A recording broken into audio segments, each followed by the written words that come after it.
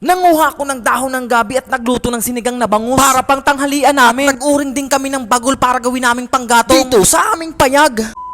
Magandang araw sa inyo mga tropa. Ngayong araw pala ay pupunta kami sa aming bundok. Tamang-tama dahil napakainit ngayon ng panahon. Mauring pala ako ngayon ng bagol dahil wala na naman kaming panggatong. At binebenta din namin ito. Madami din kasing naghahanap ng uling dito sa aming lugar. Dahil mas mapapamura ka dito kaysa sa gasol. Napakatataas na kasi ng bilihin dito sa atin. Kaya kailangan nating dumiskarte para makatipid-tipid naman. Buti na lang talaga meron kaming pinagkokoprahan. Kaya yung mga bagol na naiiwan ay inuuling namin para maibenta din yung iba. O diba? May libre ka ng panggatong. Kumita ka pa. Mahirap mag-uring mga tropa, lalo na kapag lumalakas na yung apoy. Napakainit talaga sa balat. Kaya kailangan talaga nating magsuot ng mahabang damit. Sa puntong ito ay hihintayin ko lang maubos yung apoy bago natin takpan ng lupa. Habang naghihintay ako ay kumuha na ako ng ugbos ng gabi para pang sahog natin mamaya sa sinigang na bangus. Dito lang pala yan sa paligid ng aming payag. Alam nyo ba mga tropa, sa tuwing nagpupunta kami dito sa aming bundok, hindi ka talaga mamroblema ng pang-ulam. Maglakad-lakad ka lang dito, marami ka nang makukuhang panggulay. Ngayong araw ay ito pala ang naisipan naming lutuin. Isasahog ko pala ito sa dala naming bangus. Sobrang sarap nito mga tropa, lalo na kapag sobrang asim. Sa partingang ito ay marami na itong nakuha ko. Pwedeng-pwede na ito mga tropa. Maya-maya pa ay paubos na ang apoy ng bagol. Kaya sinimulan ko ng lagyan ng dahon ng gabi. Ito muna ang linagay ko para hindi masyadong mainit. Kapag lalagyan ko na ito ng mga kahoy at pantakip nito, sa parting ito ay talagang paspasan dapat ang galawan para hindi masunog ang pantakip natin. Pagkatapos dyan ay agad ko itong tinakpan ng lupa. Hihingalin ka talaga sa parting ito mga tropa. Kailangan wala yang singaw kahit kaunti. Dahil abo lahat ng pinagpaguran mo tropa. Habang busy ako sa pagtakip ng lupa ay nagtoktik muna itong kapatid ko at pamangkin. Wala daw kasi silang magawa kaya nagsayaw-sayaw muna sila. Ito nga si Brex ay nag-exhibition pa. Pinilipit ko na nga itong mga dahon ng gabi. Ito na pala ang bangus na lulutuin natin at mga pangsahog nito. Ay malapit ng magtanghali ay sinimulan ko na itong lutuin. Kaya naglagay na agad ako ng tubig sa kaserola at isinalang na ito. Buti na lang mabilis lang maluto itong ulam namin dahil gutom na daw yung pamangkin ko. Ang kumulo na nga itong tubig ay linagay ko na itong mga bangus at linagyan ko na nga ito ng asin para magkaroon na ng lasa. Maya pa ay nilagay ko na rin itong dahon ng gabi. Nilagay ko na rin itong pampinali natin ang ating pampaasim ang sinigang. Maya pa ay ito na. Pwedeng-pwede na ito mga tropa. Kaya kumuha na kami ng dahon ng saging at inilagay na itong ulam namin. Magbubudol fight kasi kami. Sa partingang ito ay talagang takam